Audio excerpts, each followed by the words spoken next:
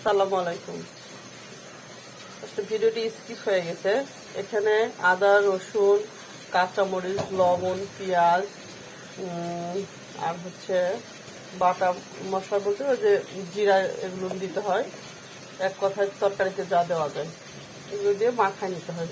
তেল, লবণ, হলুদ দিয়ে সুন্দর করে মাখায় নিয়ে এখন পানি দিব পরিমাপ করে।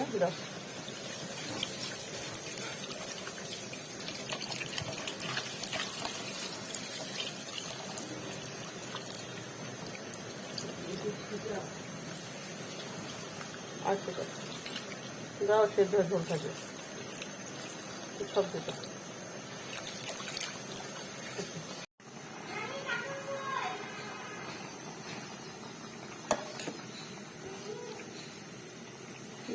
হাফ সেদ্ধ হয়ে এসেছে।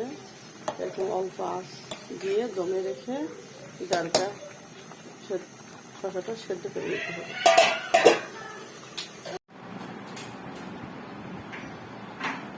এসে শসাতে প্রায় শসার ডাল